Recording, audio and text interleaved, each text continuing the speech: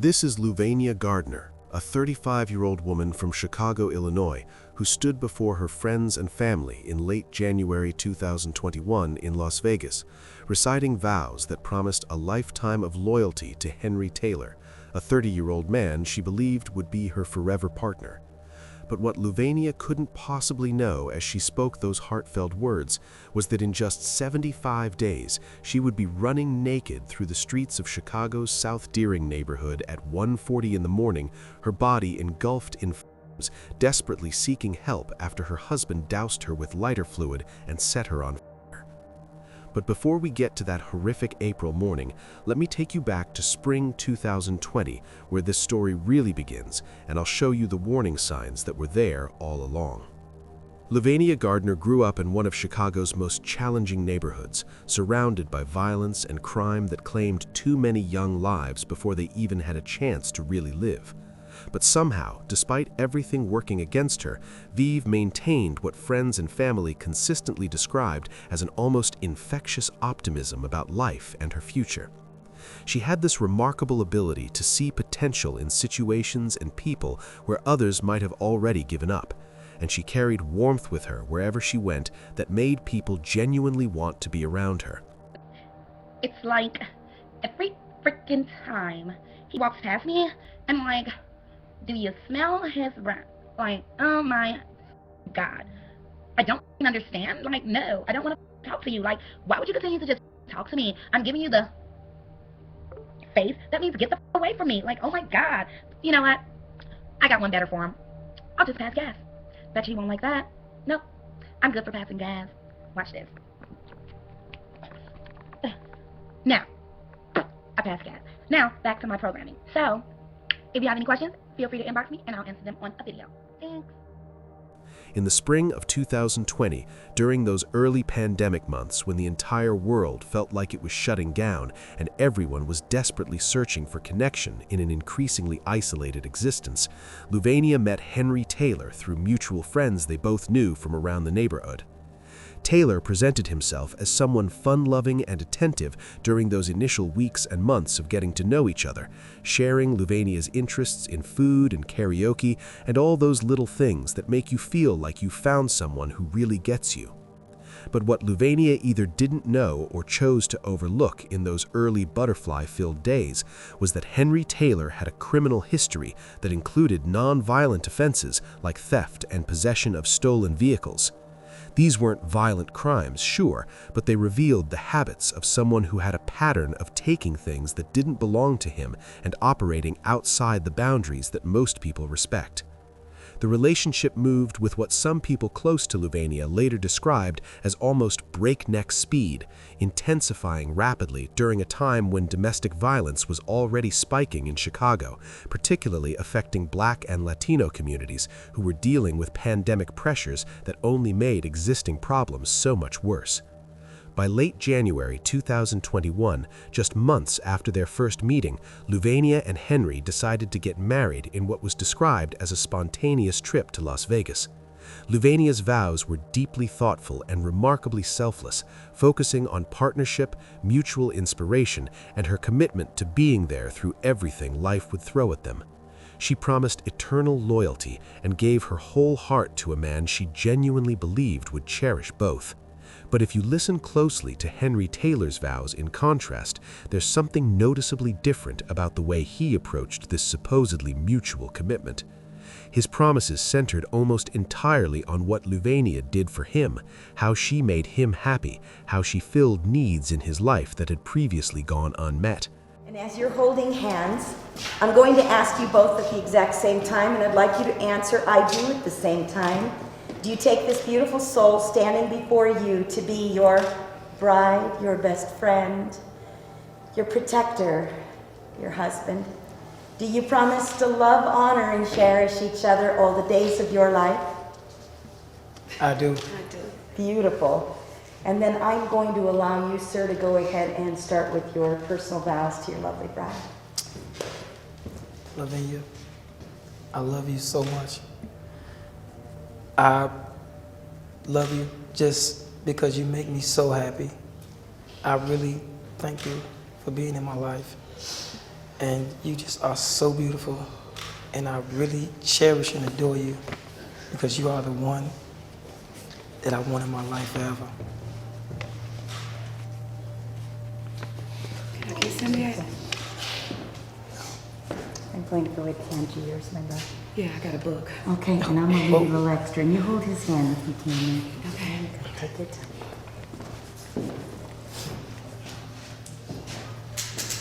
You came into my life at a time where I couldn't even possibly imagine my worth. I thank you now because you helped me grow. And although I never forget where I came from, I always remember where I'm going. And that's with you by my side. Because it's going to always include us standing next to each other and side by side. I vow to continue to inspire you as you have always inspired me. I promise to give you my eternal loyalty and heart, for you are the only man I would ever need. Okay. I'll listen to you. I'll nurture you. I'll fight, but I will be true. I will always do my equal share, and I will vow to never give up on you. I'll try my best to fulfill your every need. I'll walk hand in hand with you, but I will always give you your separate space to grow. I'll tend to you when you're sick. I'll build you up when you low. I stand before our family and friends, and I'm gonna say this from my heart. From this day forward, I'm here. I'm right here, so you don't let go. You're my strength, my joy, my everything. And when you feel like the world is crumbling, look at me, because I'm your rock. I will love you, and I just want to thank you for choosing me. Because you chose me. I love you. The language was self-focused in ways that people who study abusive relationships would later recognize as a potential warning sign. The idea that a partner exists primarily to serve your emotional needs rather than being an equal participant in building something together. Even during what should have been the happiest day of their lives, there were these small moments that hinted at trouble brewing beneath the surface. Wedding guests later mentioned noticing brief flashes of Taylor's temper, moments where his mood would shift suddenly over things that seemed relatively minor and insignificant, but these incidents were quickly dismissed and explained away as just wedding day stress and nerves, because who doesn't get a little tense when they're getting married in front of everyone they know? Luvania herself was absolutely elated after the ceremony, so happy that she performed what people described as an adorable, happy dance that perfectly captured her joy and excitement about starting this new chapter of her life with the man she loved. But once that wedding high wore off and they settled into actual married life back in Chicago, Henry Taylor's behavior underwent what prosecutors would later describe as a dramatic and disturbing shift. The fun-loving attentiveness that had characterized their courtship evaporated almost overnight, replaced by increasing possessiveness and control that started small but escalated with frightening speed. He began questioning where Luvania went and who she saw, interrogating her about her whereabouts in ways that went far beyond normal relationship check-ins or expressions of interest in her day. He systematically worked to limit her interactions with friends and family, creating isolation that made it harder for her to maintain those crucial support networks that might have helped her see what was happening more clearly. Arguments between them became increasingly frequent and intense, often escalating over things that seemed completely disproportionate to Taylor's explosive reactions. There was one particular incident that Luvania confided to a close friend about, where Henry grabbed her arm during a heated exchange hard enough to leave visible bruising that she had to cover up and explain away to people who noticed and asked about it. But even confronted with this undeniable physical evidence of his capacity for violence, Luvania rationalized the incident as part of the normal adjustment period that all newly married couples supposedly go through as they figure out how to live together and navigate disagreements. What makes this even more heartbreaking is that there's video evidence from just weeks after their wedding that shows exactly the kind of disrespectful and verbally abusive behavior that Taylor thought was acceptable to display not just in private, but publicly, where anyone could see it. On February 8, 2021, less than 2 weeks after they exchanged those beautiful vows in Las Vegas, the couple did a Facebook Live mukbang video where they were supposed to be enjoying seafood together and interacting with viewers who tuned in to watch them eat and hang out. This is Luvania making a joke on the live stream, the kind of playful teasing that happens between couples who are comfortable with each other. But Taylor's responses throughout that video reveal someone who wasn't interested in playful banter or mutual fun. He mocked her repeatedly, interrupted her when she tried to engage with their viewers, and demonstrated this casual cruelty that suggested he didn't respect her as an equal partner worth treating with basic decency. He threatened her on camera, he belittled her interests and opinions, and he made it abundantly clear through his words and tone that he saw himself as superior in their dynamic rather than part of a team. I don't give a fuck about nobody else, homie. He over here on his live. No, I'm on your live. Matter of fact, I'm finna end mine. You ain't on my, you on your own live. I'm finna end mine and get on yours. He's on his live. My friend graduated. Your neck was like this. And how my neck was? My friend graduated. Big head, boy. Look at this kid, y'all. I got real friends getting education. Don't put me on your live because I don't fuck with some of them sucking on your page. I'm waiting to run into one of your. I'm waiting to run into one of your friends. I'm gonna open this motherfucking head up. Baby, I put this thing on I'm gonna open his head up and set his on fire. Thank you, Passion. That's what it showed me, Vince. What somebody said congratulations? It's all to run with evil. Cause you ain't really. We ain't married, y'all. One little evil thing myself. You got motherfucking lounge too, funny than you. Boy, we went to a photo shop. That's a photo shop. Yeah, alright. Nigga a goofy. That's a photo shop, boy. How do you Photoshop? You a goofy. Yes. Bro, I'm gonna kick your. He a kid. Who a kid? You. You sure you want to take it there? Bro. You know my mama was doing when I was a baby. You're a kid. You're a baby. You my business? You just told everybody your business. I just co-signed. Don't worry about it. I see what the fuck I got to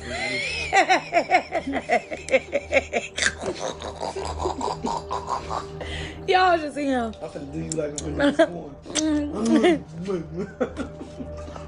Bro, don't put me in your fucking life, bro. He over here banging this motherfucking core. I'm hungry. I ain't ate all day. Yes, you did. You had a whole gyro and some okra. And you bought me a gyro and I'm some thought or something. That's what the hell you wanted. You want a gyro? I'm worth more First, than that. I'm talking about shrimp. That's why I got you crab eggs and shrimp. Didn't I just give you? I'll take a sip. Didn't I give you 3% tax? 3%. Then it's, oh, you gonna take all my stuff? I bought it. What about that one? That was your 3% when I bought it. What you mean? Your Pepsi. I bought you a Pepsi sitting right there. And I bought your icy. Hey, my mans, you getting too loud. You getting too loud. I bought you two. Hey, you gonna have to speak to me. You gotta talk to me nice. Cause I'm about to fuck you up. I really got anger issues because I'm short as I really have the short man syndrome and I'll be ready to explode. I'm like, man, don't let me do this to you. I don't want to hurt you. What you mean, man? Yeah, I really be saying crab up worse than this, boy, but I am on live, so I ain't gonna let y'all see how I really be eating. I will go back to prison. And I ain't going for a fight. I'm trying to break your motherfucking neck. And then stay at the scene of the crime. That's why I like, You want these shrimp, man? no, but really? So you trying to kill me? Why you put that right there? The red flags that Luvania either couldn't see or chose to overlook were piling up in ways that domestic violence experts would immediately recognize. But Luvania remained hopeful despite everything and had no way of knowing that in less than 75 days from their wedding, her optimism and faith in this relationship would lead directly to the most horrific night of her life. The early morning hours of April 16, 2021 started like so many other nights that Louvenia and Henry Taylor had started over the previous weeks. There was tension in their home at 10,600 South Hoxie Avenue in Chicago's South Deering neighborhood. That particular kind of electric feeling in the air that happens when two people are on the verge of a major argument but haven't quite gotten there yet. Neighbors who lived nearby would later tell investigators that they heard raised voices coming from the Taylor residence at around 1:30 in the morning. What exactly Henry and Louvenia were arguing about that night has never been fully disclosed in public court documents, but what we do know from prosecutor James Murphy's detailed account during the bond hearing is how quickly this situation escalated from a verbal argument to attempted murder. Louvenia, trying desperately to de-escalate the mounting tension the way she probably learned to do over their brief marriage, told Henry that she was going to bed and made what she likely thought was a playful threat about how she'd beat him up in his sleep if he didn't come join her. But Henry Taylor refused to come to bed with his wife, and whatever was going through his mind in those moments, it wasn't anything resembling rational thought or normal human emotion. While Louvenia lay in their bed, possibly already drifting off to sleep, or at least pretending to in hopes that ignoring him would make the tension dissipate, Henry Taylor made a decision that would end his wife's life and destroy any possibility of his own future. He went and got a bottle of lighter fluid. Then he Louvenia's body with that accelerant as she lay there in bed, covering her with enough flammable liquid that what happened next was absolutely inevitable. Louvenia Gardner woke up to the sensation of being on fire, her body suddenly engulfed in flames that were consuming her skin and hair and everything they touched with horrifying speed. In those first crucial seconds while her body was burning, Louvenia somehow managed to get her clothes off despite the excruciating pain that must have made every movement feel impossible. She ran to the shower in their bathroom, turning on the water in desperate hope that it would extinguish the flames. But the shower wasn't enough. The fire had already done too much damage, and she was still in danger in that house with the man who had just tried to murder her. So Louvenia Gardner, wearing nothing but the remnants of a shirt that hadn't completely burned off her body, ran out of that house and fled 2 entire blocks through the dark Chicago streets to Engine 81 Fire Station at 10,458 South Hoxie Avenue. The firefighters at Engine 81 immediately began providing first aid when this woman appeared at their door in the middle of the night, and they called for an ambulance to transport her to Trinity Hospital for emergency treatment. But even as they were working to save her life, Louvenia was making absolutely certain that everyone knew exactly who had done this to her and why she was in this condition. She told the paramedics and firefighters that her husband had tried to kill her, that she had known he was capable of this, and she should have left him so long before this moment. While Louvenia was being rushed to the hospital, fighting for her life, Henry Taylor was making phone calls that would seal his fate in ways he apparently didn't even care about. He called Louvenia's mother, her brother, and her sister, separately reaching out to each member of her immediate family to deliver the same horrifying message. "I killed your daughter by fire," he told them, using those exact words that would later be repeated in court documents and news coverage. After making those calls and ensuring that Louvenia's family knew exactly what he'd done, Taylor disappeared, going into hiding while his wife suffered in ways that most people couldn't even imagine surviving. Louvenia was transferred from Trinity Hospital to the University of Chicago Medical Center, where she could receive the specialized burn treatment that her condition desperately required. She had second-degree and third-degree covering more than 70% of her body, damage that extended deep into her tissues, muscles, and tendons in ways that would require multiple extensive surgeries if she had any hope of survival. For 35 days, Louvenia Gardner fought to stay alive, despite burns that had essentially destroyed most of her skin. She underwent skin graft surgeries where doctors tried to repair some of the damage. But on May 21, 2021, at 8:40 in the evening, Vivi Gardner died from complications related to the burns.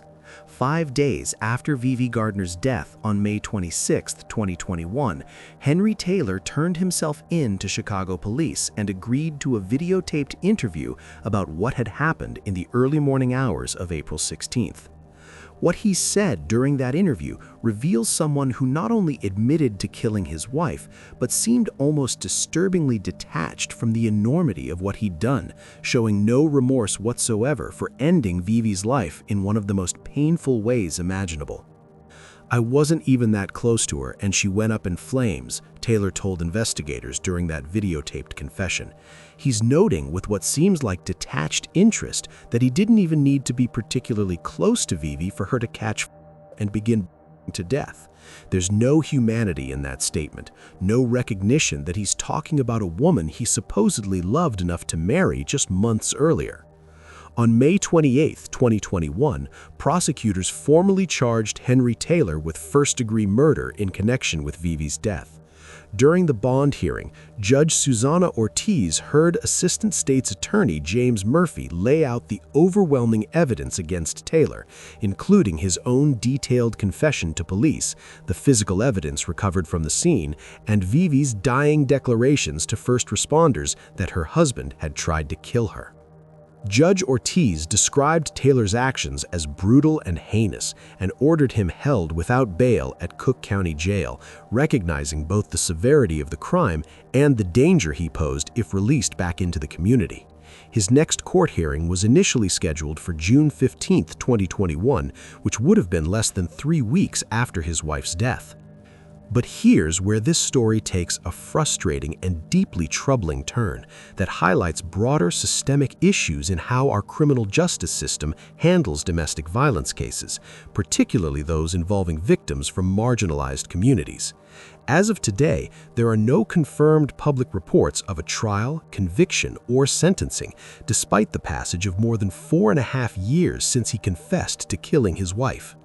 This delay isn't unusual in Cook County's court system, which handles thousands of criminal cases annually and has been plagued by backlogs that were only made worse by the COVID-19 pandemic shutting down courts and delaying proceedings for months at a time. Murder trials require extensive evidence review, motion hearings, jury selection, and scheduling coordination between multiple parties, all of which can stretch proceedings out over years rather than months. If Taylor entered a plea deal, which happens in more than 90% of criminal cases in the United States, it might not have been considered newsworthy enough to generate media coverage, especially if it didn't include sensational elements that would attract public attention. But the absence of information is itself deeply troubling when you consider what it means for domestic violence victims and their families, who are looking for some sense of closure and justice. Vivi's mother, who was described as inconsolable after her daughter's death, deserves to know that the man who killed Vivi has been held accountable. What makes Vivi's case even more heartbreaking is that it fits into a documented pattern of domestic violence cases where fire is used as a weapon, though thankfully these incidents represent less than 1% of domestic violence injuries. But when they do occur, they're often fatal, with survival rates under 20% for victims with covering 60% or more of their body. The parallels between Vivi's story and other cases are striking and reveal systemic failures in protecting victims before violence escalates to this level. Yvette Cade's case, 2005 in Maryland, mirrors Vivi's tragedy in devastating ways. Cade had separated from her husband, Roger Hargrave, after years of physical and verbal abuse that started in the first year of their marriage and intensified over time. She sought protection through the legal system, obtaining a temporary protective order, but on September 19, 2005, Judge Richard Palumbo dismissed her request to extend that protective order during a hearing, reportedly due to a clerical error or misunderstanding, despite evidence of prior abuse, including photographs of injuries. Just 3 weeks later, on October 10, 2005, Hargrave entered the T-Mobile store where Cade worked in Clinton, Maryland, her with gasoline from a Sprite bottle and set her on in front of customers and co-workers at 4:28 in the afternoon. Surveillance cameras captured the attack, showing Hargrave chasing Cade to a back room as she tried desperately to escape the flames consuming her body. She later described feeling like electricity on her back and an inferno as she ran, attempting to extinguish the fire at a sink. Cade sustained second and third degree burns over 60% of her body and had to be airlifted to a hospital where doctors placed her in a medically induced coma just to keep her alive. Unlike Vivi, Cade survived, though her recovery was absolutely grueling, involving multiple surgeries and ongoing therapy for physical scars, PTSD, anxiety, and nightmares that continue to this day. Up till 2022, she was still undergoing laser treatments for skin tightness and avoiding kitchens or raw meat because they trigger her trauma. But what Cade did with her survival is remarkable. She transformed her pain into purpose, becoming an advocate for domestic violence survivors through speaking engagements and support groups, using her voice to help others recognize warning signs and escape before it's too late. Well, Anne Arundel County Sheriff Ron Bateman and his wife deny there was any violence between them, despite the 911 call and the accusation that she was punched in the face. Tonight, one survivor of domestic violence shares her experience and sees a lot of similarities. Maryland Bureau Chief Brad Bell explains. Abusive relationship. 10 years ago, Yvette Cade was set on fire by her abusive husband. She survived, saw him sent to prison, and is now an advocate for abused women. And tonight, she is speaking out about the charges of abuse leveled against Anne Arundel County Sheriff Ron Bateman. I'm devastated that an elected official will be charged. Bateman was booked in early April, accused of hitting his wife after she made this 911 call. The sheriff is drunk and he just punched me in the eye. Mrs. Bateman and the sheriff now deny there was any violence. I never, ever, ever assaulted Elsie. While Bateman is presumed innocent of all charges, Yvette Cade says she recognizes her own past in the case. She's a victim in survival mode. As for the sheriff, Cade thinks he should resign. Bateman says through his lawyer that he won't, even though more and more elected officials and voters say he should go. When you hear about the 911 tapes, it sure did sound like he, beat her to me. Because he's going to continue doing it, and he's going to abuse the other, the citizens too. Here at the courthouse in Annapolis, we are told that Sheriff Bateman is not in his office, that he remains on vacation, won't be back until next Monday. In Annapolis, Brad Bell, ABC 7 News. Meanwhile, Roger Hargrave was convicted in 2006 on all charges, including attempted first and second degree murder, arson, and assault, receiving a life sentence with eligibility for parole. A 2017 parole hearing was postponed at his request, and disturbingly, Hargrave has sent letters to Cade from prison as recently as 2021, pretending normalcy in ways that continue to exacerbate her anxiety and trauma. The key difference between Cade's case and Louvenia's is that Cade's survival amplified her voice and led to actual accountability, not just for her attacker, but for the judge whose dismissal of her protective order contributed to the attack happening. Judge Palumbo was reprimanded for the error, and Cade's case prompted calls for better judicial training on domestic violence risks, highlighting how systemic failures can prove fatal when warning signs are dismissed or minimized by the very institutions supposed to protect victims. There are other cases that follow similar patterns. In 1977, Francine Hughes set her abusive husband on fire while he slept after enduring 13 years of beatings and being bodily violated by him that same night. She was acquitted on grounds of temporary insanity in a landmark case that pioneered the legal recognition of battered woman syndrome and influenced the 1994 Violence Against Women Act. In 2009, Audrey Mabry in Florida survived after her husband, Christopher Haney, a former NYPD detective, doused her with gasoline and set her on fire during an argument. Haney was convicted of attempted murder and arson, sentenced to life in 2012, while Mabry became an advocate through breaking the silence against domestic violence. Judy Malinowski in Ohio was set on fire by her boyfriend Michael Slager in 2015. With 80% burns, she survived 2 years and recorded what became the first deathbed testimony in the United States history, leading to Slager's life sentence without parole and inspiring Judy's Law in Ohio, which added prison time for disfiguring injuries in domestic violence cases. And most recently, in October 2025 in Porterville, California, Sean Hoffman allegedly set his wife, Sheena, on fire, causing burns over 60% of her body that required doctors to place her in a medically induced coma. Hoffman was charged with attempted murder, torture, mayhem, arson, and spousal injury, pleading not guilty and being held on $2 million bail. As of December 2025, his case is still ongoing, with a preliminary hearing set, but no verdict reached yet. These cases, while representing less than 1% of domestic violence incidents, reveal a consistent and terrifying pattern: isolation from friends and family, possessive behavior that controls where a partner goes and who they see, rapid relationship progression that doesn't allow time to truly knowing someone, prior criminal history even if non-violent, volatile temper that flares over minor issues, physical violence that starts small but escalates over time, public disrespect and verbal abuse that reveals how little the abuser values their partner. These warning signs appeared in Yvette Cade's relationship with Roger Hargrave. They showed up in every case I just mentioned, and they were absolutely present in Lavinia Gardner's relationship with Henry Taylor from the very beginning. What separates survivors like Yvette Cade from victims like Lavinia often comes down to factors completely outside their control: timing of when someone intervenes, whether the legal system takes protective orders seriously, how quickly medical help arrives after the attack, the percentage of body surface area burned, and whether someone happens to be nearby when the violence occurs.